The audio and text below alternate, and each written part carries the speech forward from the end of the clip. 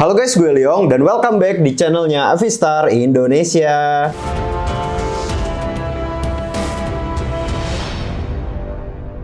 Nah, pada video kali ini teman-teman gue bakal bahas ya mengenai kira-kira gimana sih outlook ke cryptocurrency, dan kalau misalnya kalian belum membeli cryptocurrency sekarang atau punya aset gitu ya. Nah, apa sih yang harus kita lakukan ya teman-teman ya. Nah, dari sini gue bakal membahas 3 berita yang benar-benar menurut gue ini menyimpulkan banget apa yang harus kita lakukan sekarang teman-teman ya. Jadi nggak pakai lama, let's go, kita langsung aja menuju ke videonya.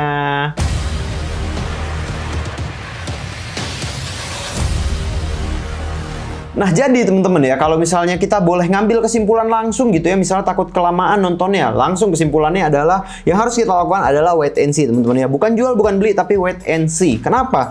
Karena ada 3 alasan guys. Yang pertama adalah kita harus tetap memperhatikan apa yang akan dilakukan oleh pemerintah China ya teman-teman ya terhadap Bitcoin, terhadap ekonomi secara keseluruhan. Yang kedua adalah isu tapering yang kalau misalnya dilakukan itu apa pengaruhnya terhadap overall pasar saham dan juga pasar kripto teman-teman. Nah, yang terakhir adalah sikap orang-orang kayak kamu dan saya yang sebagai pemain lokal nih guys ya, pemain-pemain kecil yang transaksi Bitcoinnya nggak seberapa gitu ya dibandingkan dengan pemain-pemain besar. Nah, kita langsung aja menuju berita pertama ya teman-teman, yaitu China menyatakan semua transaksi kripto ilegal lagi ya guys ya. Ini ngefoot sebetulnya ini udah lumayan lama ya, ini berita September. Ya sebetulnya ini bakal dikeluarkan lagi dan lagi karena banyak banget berita-berita seperti ini ya, bukan baru dari sekarang. Karena kalau misalnya kita bisa lihat ya teman-teman ya, ini dari tahun 2013 bahkan China sudah nge-ban yang namanya Bitcoin ya teman-teman ya. Lalu terus 2014 dilanjutkan lagi 2017, 19, 2021 dan paling banyak memang di 2021 dikeluarkan berita terus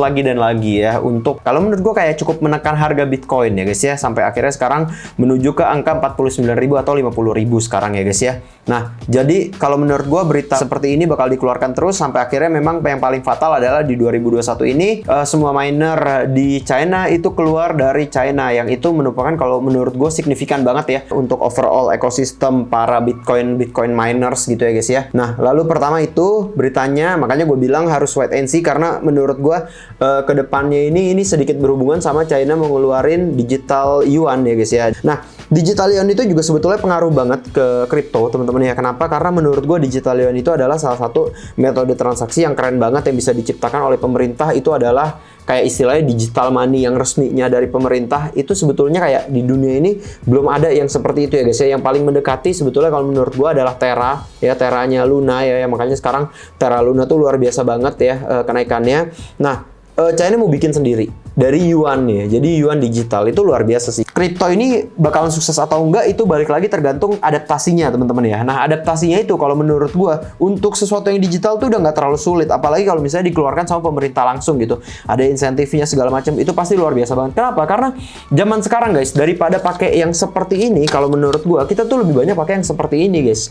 Karena gua pribadi aja guys ya, sometimes di warteg tertentu ya, gua kan suka makan warteg ya atau Padang gitu ya, itu sudah bayar pakai ginian guys, pakai digital gitu loh. Memang belum bisa sih pakai Bitcoin gitu ya. Di Indonesia tuh masih sangat jarang yang menerima cryptocurrency gitu guys ya. Tapi kalau yang menerima kayak model GoPay, OVO, Dana itu sudah sangat banyak guys ya. Jadi makanya menurut gua kalau memang bisa ada digital yuan yang itu merupakan saingannya cryptocurrency, wah itu cukup bahaya buat Bitcoin itu sendiri guys ya. Jadi itulah alasan pertama kenapa kalau menurut gua kita harus wait and see. Oke, poin kedua teman-teman, setelah kita mesti wait and see karena pemerintah China tadi, lalu kita mesti melihat juga isu tapering yang sekarang memang lagi kenceng-kencengnya dan sudah mulai dilakukan oleh pemerintah Amerika Serikat ya guys ya, atau organisasinya IMF ya teman-teman ya. Nah, tapering itu guys ya sebetulnya sangat rumit ya kalau dijelaskan secara panjang, tapi gua bakalan bikin simplify-nya aja ya, versi simpelnya ya. Ini sudah cukup dijelaskan sih sebetulnya dari kalender ini ya teman-teman ya. Nah, kalau di kalender ini teman-teman ini bisa kelihatan ya, maksudnya ini tuh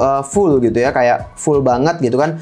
Ini 1, 2, 3, 4, 5. Nah, lalu begitu kalender ke bawahnya dari 2 gambar ini jadi tinggal 1 gitu. Nah, ini kenapa? Kenapa jadi tinggal 1? Ini istilahnya tapering itu adalah pengurangan stimulus, teman-teman ya. Jadi kan istilahnya orang-orang tuh untuk disupport lah sama pemerintah gitu ya guys ya. Nah, semakin lama karena memang kemarin ada COVID, jadi memang pasti pemerintah itu memberikan stimulus ya, sebetulnya bukan di Amerika doang. Hampir ada teman gue di Jepang juga dia istilahnya dapat gitu ya stimulus dari pemerintah, bahkan di Indonesia juga ada bansos gitu ya istilahnya. Nah, Itu pengurangan stimulus, teman-teman. Jadi istilahnya stimulusnya ini dari pemerintah sedikit demi sedikit dikurangin. Sampai kalau kalian lihat di kalender ini, di minggu ketiganya istilahnya sudah mulai sedikit transparan gitu ya, sedikit demi sedikit. Dan di minggu keempatnya itu sudah tidak ada ya guys ya. Di terakhir itu sudah tidak ada stimulus sama sekali. Stimulus ini bakal sedikit demi sedikit dikurangin, tergantung kecepatannya teman-teman ya. Jadi kalau misalnya dihilanginnya langsung instan, wah itu bakal bahaya buat ekonomi juga. Orang jadi nggak ada daya beli. Yang bikin tuh bakalan oversupply gitu ya guys ya. Nah, tapi sekarang itu masalah besar timbul karena kemarin inflasi itu sangat besar ya guys ya. Jadi November 2020 ke November 2021 itu kemarin baru diumumkan kalau misalnya level CPI itu atau level Consumer Product Index ya, CPI yang menentukan tingkat inflasi ya, itu 6, sekian persen guys. Itu bahaya ya. Kalau buat Amerika Serikat itu cukup bahaya ya, sekitar segitu angkanya ya teman-teman ya. Makanya sedikit demi sedikit bakal dikurangin stimulus ini untuk menekan laju inflasi juga. Itu fungsinya seperti itulah kurang lebih ya. Jadi sorry kalau pembahasannya belibet ya, sebetulnya ini sangat amat rumit ya. Ini gue berusaha mensimplify. Intinya adalah tapering off ini adalah pengurangan stimulus. Udah titik, cukup itu aja yang perlu kita tahu sekarang ya. Mungkin kalau ada pembahasan selanjutnya bisa gue bahas di video selanjutnya. Tapi intinya seperti itu. Dan apa sih pengaruhnya terhadap cryptocurrency teman-teman ya? Tentunya ada pengaruh. Karena kalau misalnya stimulusnya dikurangin, otomatis sebetulnya harga saham itu cenderung bakalan menurun teman-teman ya. Karena daripada percepatan growth itu harga saham-saham di Amerika tuh cenderung bakalan menurun. Nah, itu bakal lanjut ke pembahasan kita ketiga teman-teman ya, yaitu daya beli berkurang, otomatis harga saham juga mengurang. Orang untuk istilahnya menghidupi dirinya, dia bakal mulai sedikit demi sedikit menjual aset-asetnya gitu ya. Yang paling aset gampang dijual ya saham gitu. Nggak mungkin kan orang nggak punya makan terus dia jual rumah gitu guys ya. Itu kayak pilihan keberapa gitu ya. Makanya yang paling gampang dijual adalah aset bentuknya saham gitu ya guys ya. Saham, biasanya abis orang jual saham dia bakal jualan emas gitu. Abis jualan emas baru dia jualan aset-aset lainnya ya. Terakhirnya mungkin jual rumah gitu guys ya, kalau memang kepepet parah istilahnya ya. Nah, itu masuknya adalah di berapa persen orang Amerika yang mempunyai saham teman-teman ya. Nah, berdasarkan data ya guys ya, berdasarkan data ternyata ada 56% orang Amerika bahwa mereka memiliki saham. Nah, inilah kalau menurut gua yang bikin sebetulnya harga saham dan harga kripto itu sekarang berdampingan. Guys ya, jadi kita pembahasan ketiganya yaitu harga saham sama harga kripto itu berdampingan. Jadi kripto itu bisa tercermin dari harga saham, guys ya. Nah, ini gue sudah ada grafiknya, ini komparasi side by side, hiraukan garis-garis yang gue bikin di kripto ya guys ya.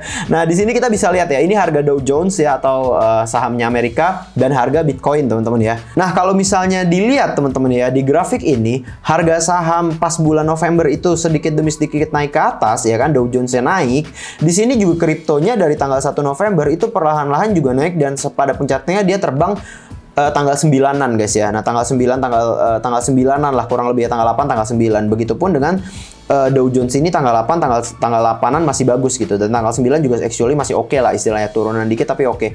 Tapi dia longsor teman-teman ya, longsor dari tanggal 9 ini sampai ke tanggal 1 Desember, dan itu diikuti juga di harga kripto teman-teman ya. Harga Bitcoin dari tanggal 9 November puncaknya, tanggal 10 November masih ada sedikit puncak, lalu dia longsor terus sampai tanggal Desember teman-teman ya, sampai tanggal 2, tanggal 3, tanggal 4 bahkan dia udah longsor. Tapi harga sahamnya di sini mulai membaik teman-teman. Nah, kriptonya juga mengalami sideways langsung dia ya. Jadi memang kripto belum membaik tapi dia mengalami sideways sampai pada poin kita sekarang. Padahal harga saham juga sebetulnya apakah dia membaik banget? Enggak juga. Kalau misalnya kita tarik garis teman-teman, di sini harga sahamnya pun actually kalau dari sini ke sini ya bisa dibilang ini harganya harga sideways gitu loh. Dari sini juga memang masih sideways. Cuma mungkin memang gua sorry kalau misalnya gambar gua nggak terlalu bagus dan nggak terlalu oke gitu ya. Beda sama yang expert di luar sana. Ini cuma gambar garis saja sedikit ya kan. Nah, jadi istilahnya harga sahamnya pun sekarang lagi sideways. Begitupun dengan harga kriptonya lagi sideways. Jadi tapi overall dia mengikuti guys. Jadi kalau misalnya saham recovery biasanya kripto pun ikut recovery. Sebetulnya belum tentu ya.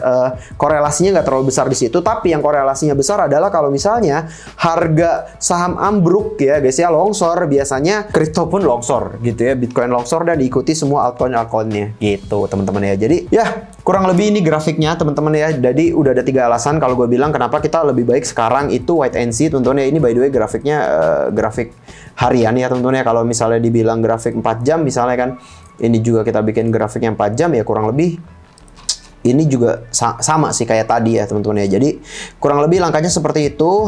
Bitcoin sekarang range-nya masih ada di angka 51.000 sampai ya 49 sampai 51.000 ya kan. Which is emang masih inline lah istilahnya kalau menurut gua ya teman-teman ya. Jadi itulah saran gua pribadi ya, wait and see ya. Ini bukan financial advice. Kalian silakan lakukan riset sendiri ya.